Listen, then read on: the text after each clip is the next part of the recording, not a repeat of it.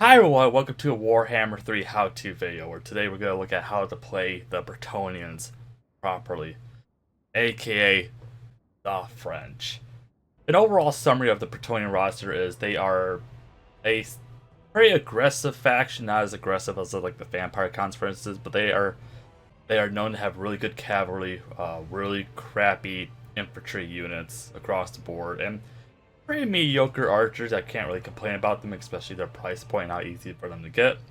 Generally speaking, this is how you kind of want to build a early-ish to possibly mid-game army, depending how your campaign really goes.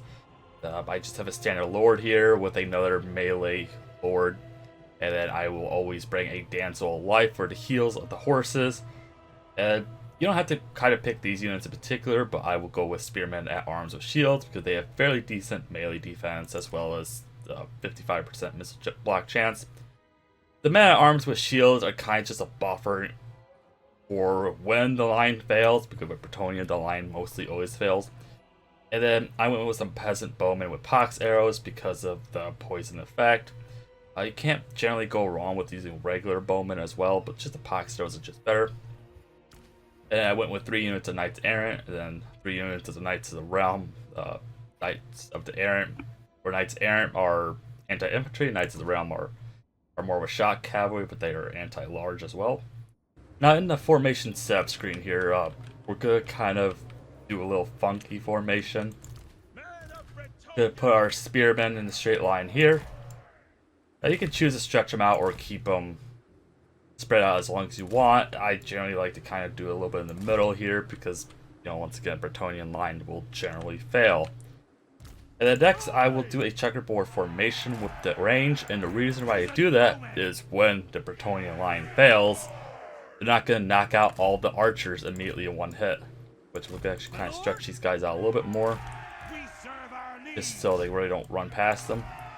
And then I kind of like to do something funky with the man-at-arms. I like to kind of place one here, one in the back, and one on the sides here.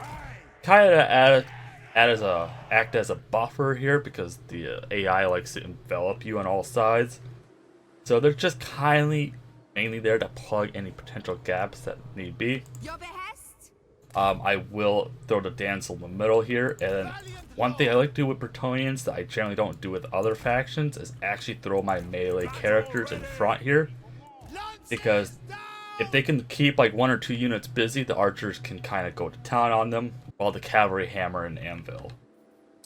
Go ahead and turn that off, because the Bretonnian melee characters are actually halfway decent. They're nothing special though. So then kind of like them off the side there. And then kind of another thing I generally like to do with the Bretonnian cav, I always like to kind of keep 2 hidden for emergency reasons, really. If my cavalry gets swarmed, or if I need help somewhere else, or they try to envelop my backlines, I always have at least 2 units of cav to kind of help. But we're just going to go ahead and put 2 units of the cav on either side here. Sometimes I will have a lord or a character following them, because there's nothing wrong with that. I make them help them to do their job. And we're kind of going to maintain a defensive formation as with the Bretonnians here. And the reason why I said it earlier that they're kind of an aggressive faction, because you're all about micromanaging your cavalry. They are your damage dealers and your most important units in your army. And of course, we're going against the nasty greenskins, because as Bretonnians, this is kind of a common faction you can fight against here. Most of the time, you can outpace the greenskins.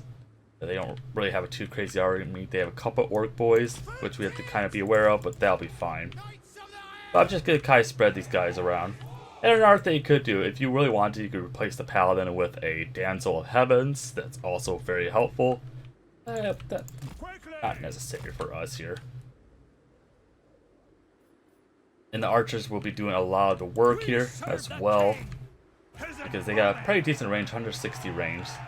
They don't have crazy AP, so they're kind of weak against anything that's heavily armored, like Chaos Warriors. But we're also kind of using the cav to also kind of pull his forces away. Even though we're just kind of pulling off a couple goblins and orc boys, it looks.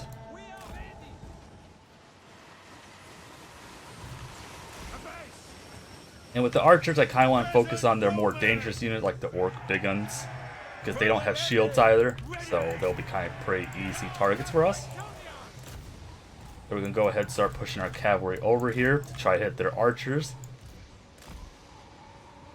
Also going to kind of reposition my swordsmen here as well. See, they're trying to envelop us, which they're going to get a pretty nasty charge, so we're just going to go ahead and pull off our anti-large cav, trying to assist. Oh, on that, please. And go ahead, charge in with the cav.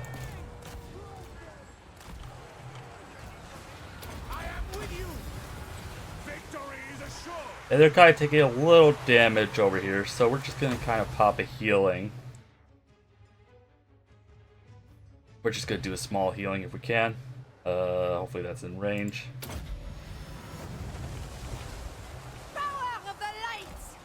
And their orcs are attacking my archers, which I don't really like that. I got cav that got stuck over there, but that's fine. They're kind of distracting everybody. Gonna go ahead, pull through, and help our paladin right now. They do have a lance formation, which is really nice to use. Just kind of keep in mind that you don't really want them in prolonged combat too long. We're going to pull him out because that wog is going to absolutely hurt us.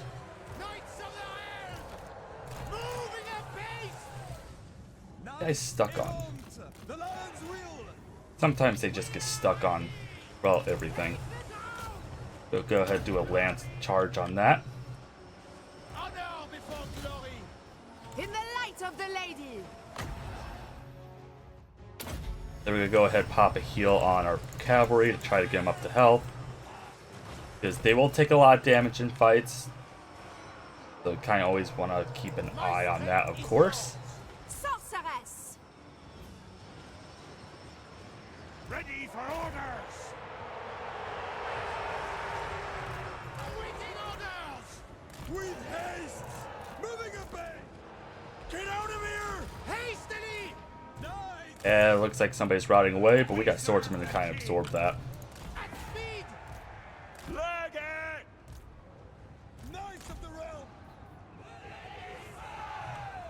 Bold knights. Gonna go ahead, try to rout these orc big guns off.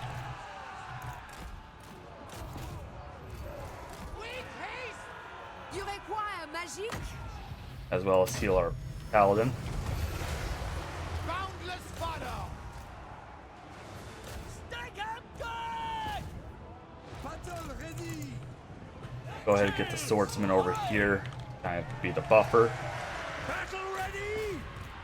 For Bretonnia.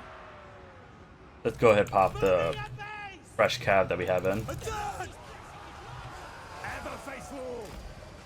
For the king.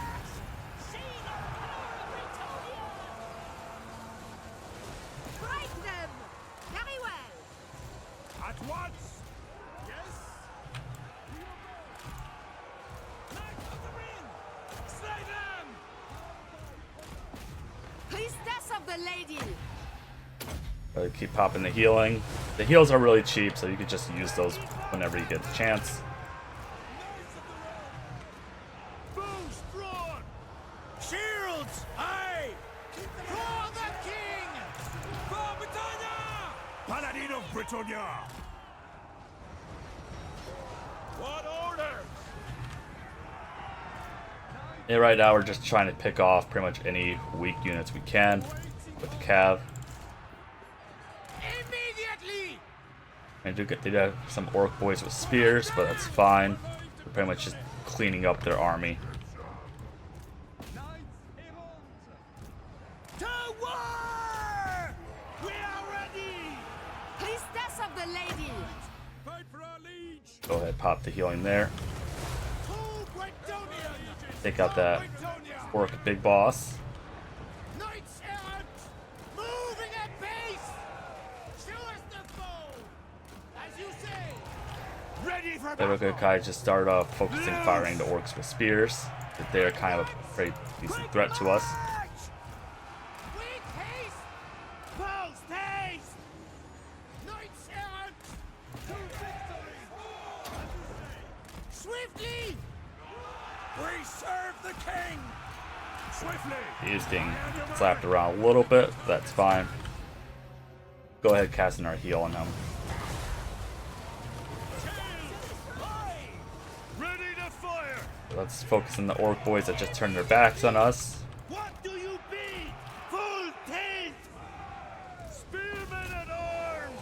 Bretonnia at its mere! We gotta wait a couple more seconds to use that winds. Fay Enchantress! Battle ready! Yes, see the And there we go.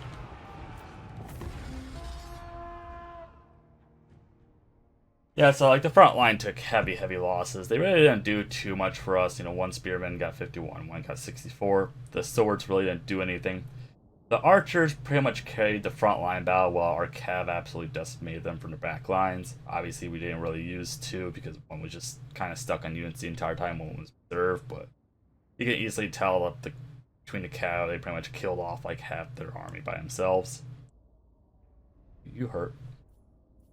Now, onto the Bretonnian campaign side of things. Sadly, this is a faction that has kind of gotten forgotten, so a lot of, if not all of the Bretonnian campaigns pretty much play the exact same as in the campaign mechanics, except for different spawn locations, I guess. But kind of the first thing that you should look at is your peasants' economy. And the economy is not very good. So pretty much the way to increase the peasants' economy is for each settlement you control, you get an additional 2 peasant units, with your capital being able to sustain 8. Obviously, we have the 8 because we only have Corona. Recruit too many peasants at once. If you go over your limit, which in this case we have 8, the game will yell at you saying there are no peasants in your armies that your faction can sustain, and recruiting this unit will have a negative effect on your farming income. So pretty much means you're going to be making a lot less money per turn if you have too many peasants, as well as lower that upkeep. The peasants aren't expensive really, it's just that it's going to be hurting your economy more than it should because your economy is based on the farms, so kind of keep that in mind. And another faction mechanic that's unique to them, I suppose, is the chivalry. And pretty much you get this from fighting in battles, constructing certain buildings, recruiting characters, doing missions, and you will lose chivalry for like raiding, for instance. The French don't like that. And as you gain chivalry, you gain more faction buffs throughout the game. And you will summon a character called the Green Knight, who is a hero unit for the Bretonnians, a legendary hero I should say, that can only stick around for about 10-ish turns. It doesn't have a skill tree, but kind of think of him as a Krell that's on a mount. He's pretty scary to have in the battle. It's just he takes up a unit slot and you can't really customize him in any way, shape, or form, which kind of sucks, and that's really a negative. And another unique mechanic, which we did talk about in our tier list video, is all characters have a vow mechanic, in which case you have to do certain challenges throughout your campaign, like fighting in the water, taking certain settlements, fighting certain enemies, and then you get the rewards, which will help you pretty much reduce your income as well as kind of juice up some of your stats overall.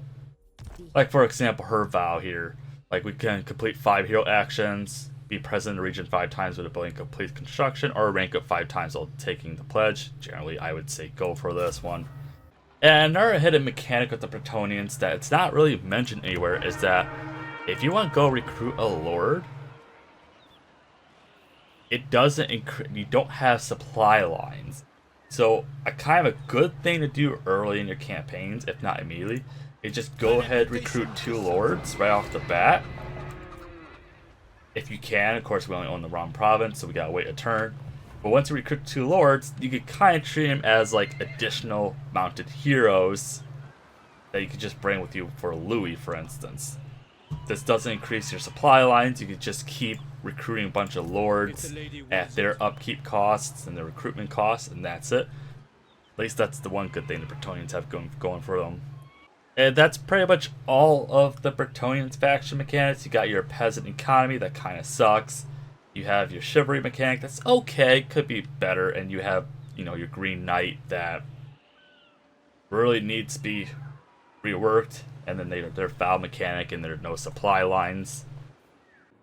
And kind of the building order for the Bretonnians. You kind of want to rush the economy a little bit just to build it up, particularly the fields, as you can get your really good bowmen.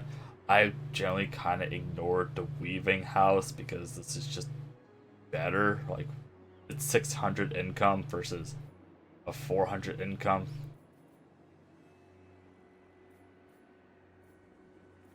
And then you want to get your cav as fast as possible, which is pretty easy to do. It pretty much requires a tier 2 building. The mountain yeomen are they're not particularly good, but they're better than nothing, I suppose. Just keep that in mind. Mounted knights do not add to the peasant economy. It's only the peasants that add to the peasant economy, which is all pretty much dismounted units in the roster. As for Louis' campaign in particular, his objectives are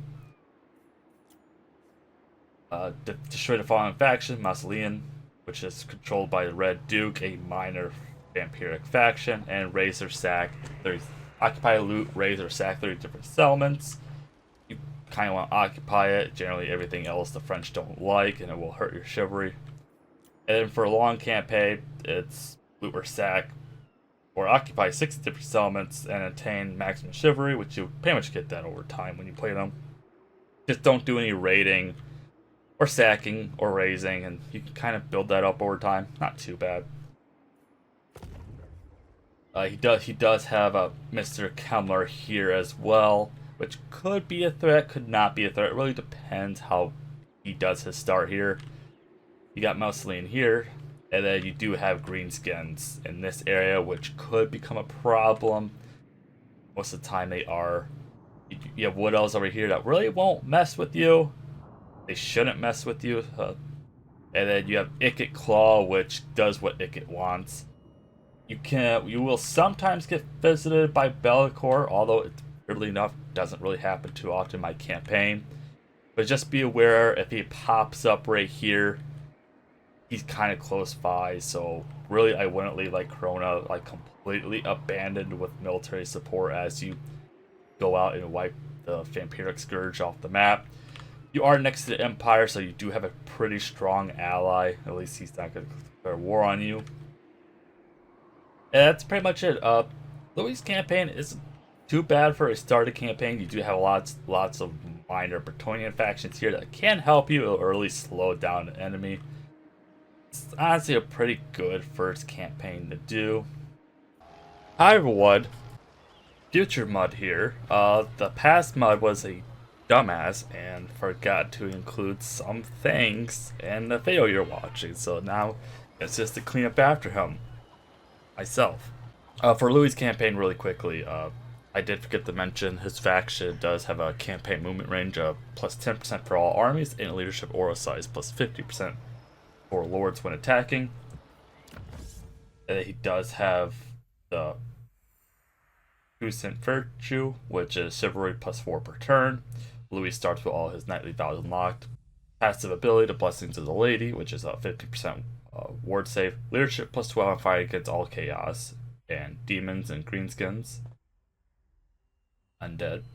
Melee attack plus 8 when fighting against everybody who's nasty. And for his quests, he does get the Armor of Brilliance at rank 3 for a mission. Armor plus 10, ward save 10% on top of that. So a nice 25% ward save overall. And the Sword of Corona, which is another quest battle that will be unlocked from at rank 12, which is upkeep minus 5% for his Lord's army. Income from post battle loot plus 10%. Recruitment cost minus 10% for his army. Melee attack plus 6. Flaming attacks, which I kind of see as a debuff. Weapon strength plus 10% overall, and he has a hex ability, which is minus 24 melee defense, and minus 30 armor for all enemies in range. Now on to Alberic de Bordeleaux campaign, in which case he does not start at Bordeleaux. He starts off in Lustria, where everything hates him, and he hates them equally as well. This is a kind of a nightmare Bretonnian campaign. I honestly don't recommend it. He does start off with Bretonnia, which is a minor settlement. At least it gives him his 8 peasant economy. Yeah, this is just not a good campaign. I honestly cannot recommend this campaign. No unique mechanics. He does like to fight in the water. Just keep that in mind. So like, I that's kind of his whole lore. He likes fighting in the water, but this game really doesn't do that for him. He also doesn't start off with all his questing vows. So if you win a siege battle in the desert or jungle climate, which is not too hard. Win a battle at sea, which it's not too hard for him to do. It's just a pain to do. Or defeat a legendary lord of the Ogre Kingdom, Beastmen, Greenskin, or Dark Elves, which you really can't do in this area. So his first enemies are, of course, the Lizardmen. They're pretty much could be your main enemy, along with Mr. Couronne over here.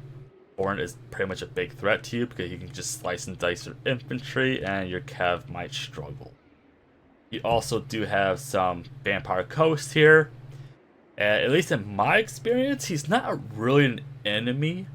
He likes to cause shenanigans. Like, he'll declare war on you, get close to your settlement, and when you move your army over there, he'll run away and just raid at distance, and then he'll eventually offer a peace treaty that he will then break in 3 turns.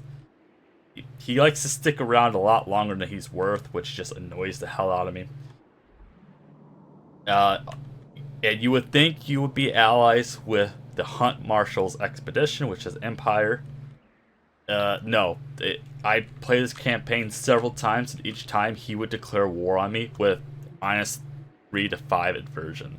I don't know if he runs out of enemies or what goes on. Lore-wise, they are competing against each other, but I don't think they should necessarily be enemies in this game. You do have Mr. Bow of the Cathayans way up here, but he's usually pretty busy, so you can't expect support from him. As well as you have a bunch of Lizardmen up here. You do have some Skaven as well that will kind of beat the Lizardmen back. You do have some Lizardmen here that are just strongly defensive. As long as you don't poke them, they won't poke you. Kind of the problem is with this campaign, you start off with a minor settlement. You do get decent income, but it's just, if you get pushed back, there's nowhere to go. I mean, you have lots of water here. You got some high elves over here. You got another vampire coast over here. It's just not a fun campaign to play, especially when they all decide to team up on you after you take 3 settlements. Once again, no unique faction mechanics at all, because they just forgot about the Bretonnians. It's just a campaign I don't recommend. It's probably one of the hardest, just because you're playing a rough faction, let's face it, and you're just in a bad area. And then for Alberic's short campaign victory, you gotta complete the Grail Vow with him, and occupy, loot, raise, or sack 30 different settlements. And for a long campaign, pretty much the same thing as Louis, attain maximum chivalry and complete the final energy war battle. And before I forget, and I'm going to be called out by my interns in the Discord for this, since the Bretonnians are mostly a horse faction, they are also very, very bad at sieges. So just keep that in mind as well. If you fight against like a highly fortified province capitals, it might take you some sweet time. Yeah. And then for Bordeleaux' campaign traits, he has a recruit rank +2 for all Bretonnian Knight units, for all characters. Local recruitment duration -1 turn for Bretonnian Knight units. Income for ports +50% and immune to high seas, reef, and storm attrition, which I guess it's okay if you actually do fight some water battles. And then for his trait, Virtue of Discipline, attribute Glorious Charge for Knights of the Realm units for his army, Chivalry +4 per turn. Melee defense +5 for Peasant Mob, Men at Arms, and Spearman at Arm unit for his army. And melee defense +10 for Knights of the Realm units. So pretty much when you're playing him, he buffs his Knights of the Realm, as well as gives some nice melee defense overall. For his items, he does get the Trident of Man, which is a quest battle that will be unlocked at rank 7 for him, and it's melee attack +6, weapon strength 10%. Ability Wrath of Man, which is a 2 uses of winds. And melee attack +12 when attacking at sea for his Lord's army. Once again, you're probably not going to really see this too often. And the Braid of Bordeleaux, which is a item he'll get, which is a mission he'll get at rank 12, melee attack plus additional 10. Passive ability Braid of Bordeleaux, which is bonus to large +12, leadership +4, and Strider for all allies within range. And enemy leadership -10 for the local region, which is actually pretty decent. Now on to the Fay Enchantress campaign. She doesn't have a hard campaign by any means. I kind of have issues with the fact that your legendary lord is a kind of a weak caster with good healing magic, which is all fine and dandy. She does start off with Grail Guardians at least, which are like one of your top units in your whole roster. Once again, no unique faction mechanic whatsoever. So pretty much her main enemies will be the greenskins. If you push up fast enough, they will become the vampires as well, but most of the time they're not around if you push up that far. You do have some wood elves, which are generally on good terms with you because you are technically an elf. That's right, the Fay Enchantress is in fact an elf. Trust me on this, boys, it's in the lore. He's been tricking everybody. You do have to kind of worry about the Skaven though, especially Icked Claw. He does like to use his nukes on you, but outside of that, you really don't have too many enemies. It's not too hard of a campaign. You're only a hop skipping away from Louis if you really need help. Like, got the Wood Elves here who can kind of watch your corner. A relatively easy campaign. Then she only starts off with 1 foul, so boop, take that one because that one's better. And then for her victory, complete the Troth of Virtue vow with the Fay Enchantress and occupy a loot, raise, sack 30 different settlements for the short campaign victory. And for the long campaign victory, do it 30 more times for settlements and attain maximum chivalry and complete the Fire Energy War. So very similar to Bordeleaux campaign. It's just she's not in as bad as the position. She does get a decent capital. I guess I will kind of brush up on the tech a little bit as well. So you got pretty much one tech line that's for confederating all the minor factions as well as some of the major factions.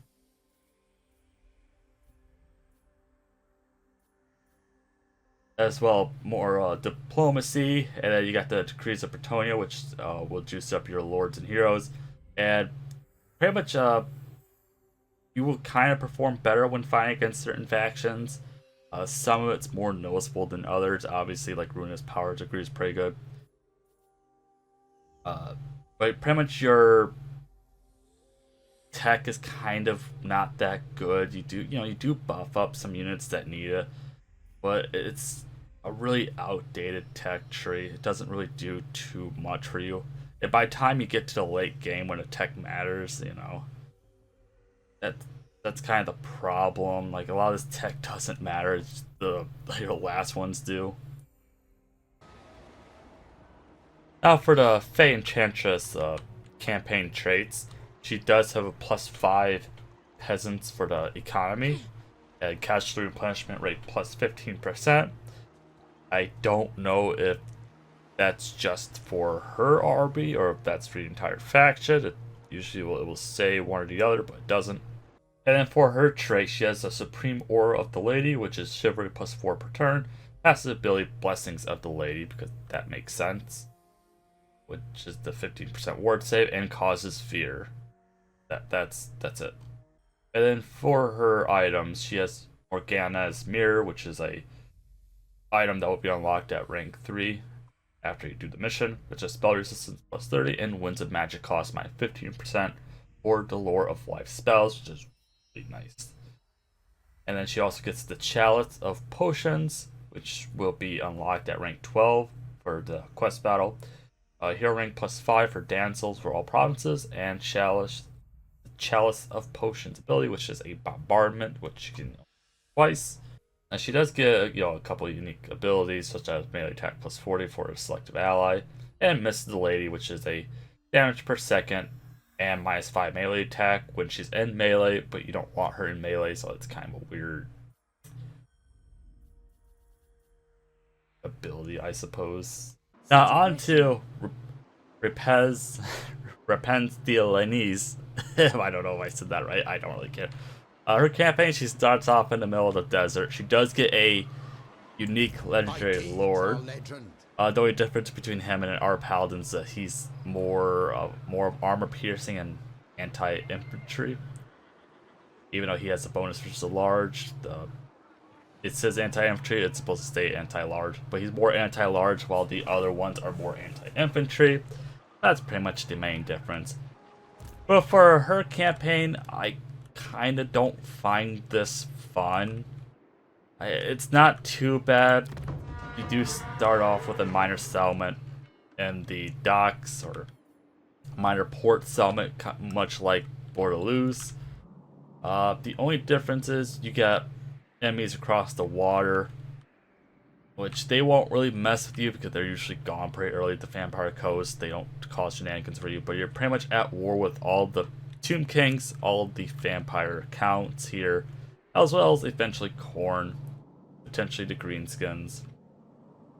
You're pretty much on the outskirts of the Thunderdome in the desert. I have a couple minor settlements here, or minor factions that can kind of help you.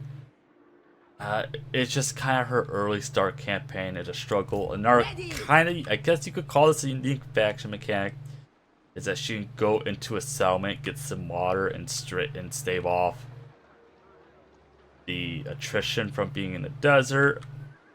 Oh, it's fine, I guess. Her tech tree is a little different, so she can't really confederate other Bretonnians unless she fights their enemies for them. So pretty much it's the whole, if you really like us, you'll let us confederate, basically, pretty much. Which, that's all fine and dandy. She does start off with the questing vow, which is nice. So, pretty much if you want to do the Grail vow, it's pretty easy. Like, kill 5 enemy lords in battle, defeat a legendary lord of Warriors of Chaos, Demons of Chaos, Skaven, Vampire Counts, or Vampire Coast, which is pretty easy to do, or raise 5 major settlements, which, probably should do this one.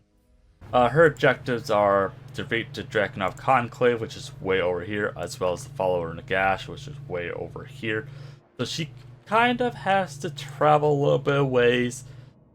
Sometimes Manfred is gone already, sometimes he's not. It's kind of depending how he does, really. The followers of Nagash usually always stay around. They're just not hyper aggressive for some odd reason, at least for me. And then, of course, occupy, loot, raise, or sack 30 different settlements. And for the long campaign, it's the same exact as all the other Bretonnians. Attain maximum chivalry, complete the Final Anarchy War, and loot, raise, or sack 60 different settlements. It's not as bad. I would say it's not as bad, giant air quotes, campaign as Bordeleaux, because you do have some minor factions that can kind of help you. They're neutral with you at least. I mean, except them, but the doors don't declare. So, I mean, it's not too bad. You do have allies in your area. Could be better, could be worse. At least it's better than Bordeleaux. If I had to kind of rank the campaigns together, I would say put Louis at the top. If you're going to play Bretonnians for the first time, play Louis. And then I would say play Fay Enchantress. Then play Repanse. And then ignore Bordeleaux. He's not worth playing, trust me. And of course, this is her unique faction mechanic here. Basically, when she's in the summit, she gets 5 turns of immune to desert attrition, which that's okay. I'd rather just be in constant encampment stance personally, because you do get that leadership and melee defense for your peasants, because they really need the help. Her faction traits are control +3 for all provinces, upkeep -50% for embedded heroes, and melee defense +8 for questing knights. She is very, very racist towards the Vampire Counts, Vampire Coast, and Tomb Kings with a mighty 80 relations, so keep that in mind. She does get Champion of the People, which is Chivalry +4 per turn, Leadership +5 for Peasants units, Physical Resistance 5% for all of those Peasants units, and ability Halo of Maidenly Wrath, which is an explosion that does blinded, does a little bit of armor piercing magic damage. I think it doesn't hurt your friendly troops. That's all that matters. For her trait, she gets the Sword of Lyonesse, which will be unlocked at rank 7 after a quest battle. Its spell resistance by minus 15% for the enemy armies in the region, and the Sword of Lyonesse, which is base weapon damage plus 50%, AP plus 50%, and melee attack plus 40. But kind of once again, just to summarize the Bretonnian factions overall, they're more of an aggressive faction, but not quite as aggressive as the Vampire Counts. They do have some defensive capabilities. Really good cav, really bad infantry, okay archers, and are also really bad at sieges. And they kind of have been forgotten. They are Warhammer 1 faction, so as you notice throughout this video, they really don't have any unique mechanics about them. Hopefully they fix that or do something, please. I love playing this faction. It's one of the weirdest factions in the game. I love playing the Bretonnians as much as I hate playing the Bretonnians. Because there's really no other factions that you can just go mass cav and be successful without putting in a lot extra effort. I'm ignoring the Empire because Empire cav sucks. That's right, I said it. Anyways, I hope you guys enjoyed the video. If you did, please leave a like and subscribe for notification when I go live, upload a video, or do any other shenanigans on YouTube. And of course, hit that bell to actually get notified of said shenanigans on YouTube.